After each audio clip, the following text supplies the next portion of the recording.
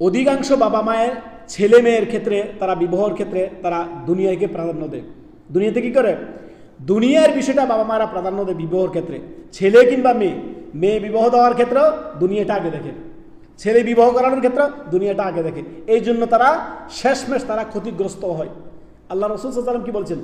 ফাযফার বিযাতির দিন তারিবাতি ইয়াদাক। অর্থাৎ তুমি দিনদারিতাকে আগে প্রাধান্য দাও, তারপর যদি এটা না করো, দিনদারিতা না দেখো, তার আল্লাহ বিরুদ্ধে না দেখো, দিনদারিতা না দেখো, শেষ পর্যন্ত তুমি ক্ষতিগ্রস্ত হবা।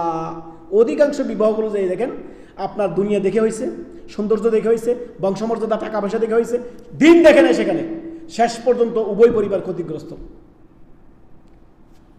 সরকারি চাকরিওয়ালা, বিসিএস ক্যাডার, অমুক ক্যাডার, তমুক ক্যাডার, বিভিন্ন ডাক্তার, ইঞ্জিনিয়ার, এইগুলো সব দেখে। ছেলেটা 5 ওয়াক্ত নামাজ পড়ে কিনা কেউ দেখার কোনো দরকার নেই।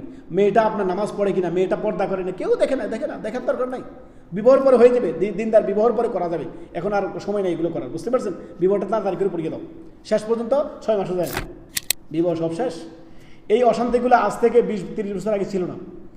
এই যে অশান্তি বিবাহ দাম্পত্য জীবনে, এখন সোশ্যাল মিডিয়া খুললে ভাই প্রতিদিন 1টা 2টা 5টা করে শুধু ডিভোর্স আর ডিভোর্স।